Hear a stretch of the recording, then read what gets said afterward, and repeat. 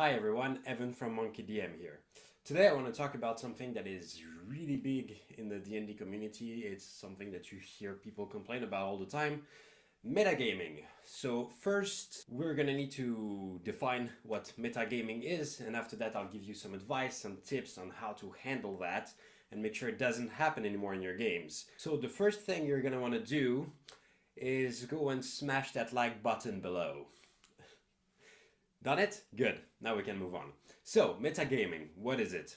It's widely referred to players bringing knowledge outside of their character into the game.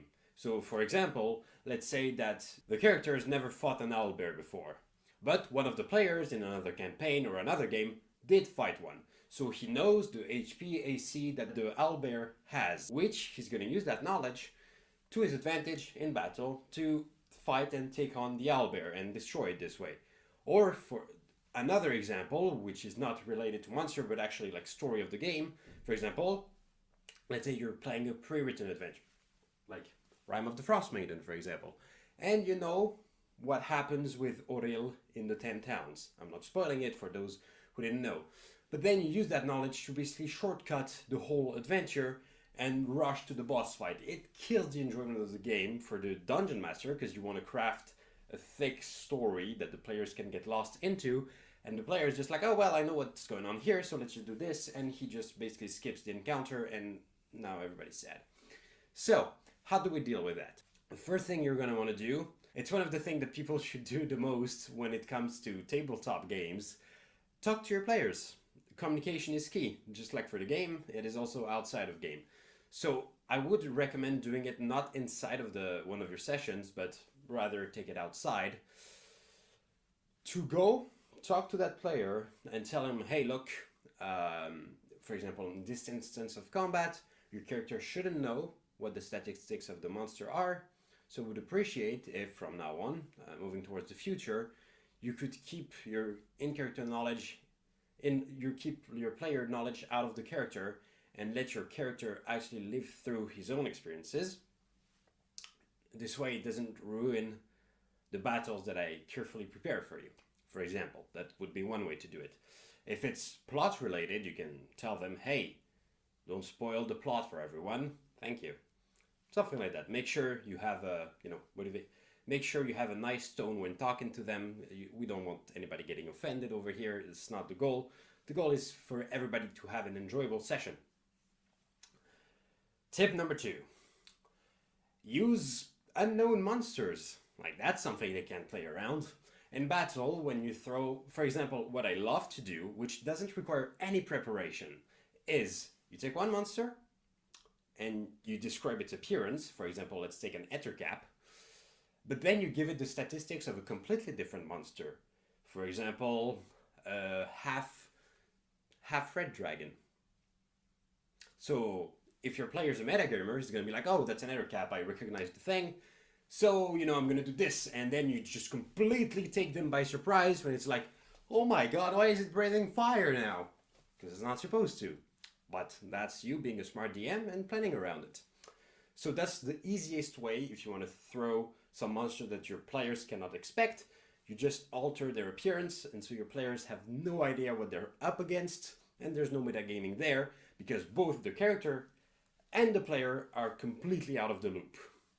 Another option is to use actual homebrew monsters. If you know me, you know I create a lot of those. I have them all for free on my website, or most of them at least.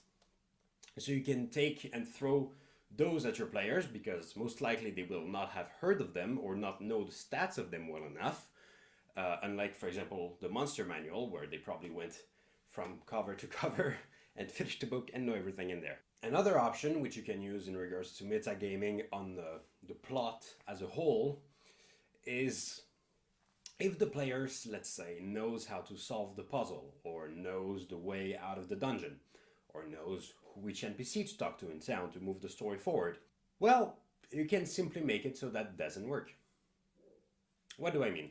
Well, let's say that, for example, there's a crucial NPC they need to talk to, and in the written story, it is, let's call him Bob. Let's say that Bob actually doesn't know any of the information the party needs, and they actually need to keep doing the investigation And then they find out that it's actually John who holds all the information. So by simply twisting the plot of the story around just a little bit, it doesn't require a lot of work on your part. It throws the players completely off guard because they're like, oh, well, it's like this in the book, but this is not what's going on in front of me right now. The hell? And this is how you catch them off guard. Now, this is something that I have to mention because, well, it is like this, but keep in mind that no D&D is better than bad D&D. At the end of the day, D&D is a game, and we want players to have fun. So when a player is ruining everybody's enjoyment by metagaming, knowing the statistics of the monster, and cutting down on the story, and you try to talk to them and they still don't do anything about it, maybe it's time to let that player go. Simple as that. There's no metagaming if there's no player that's doing the metagaming. If you, this is obviously a last resort option.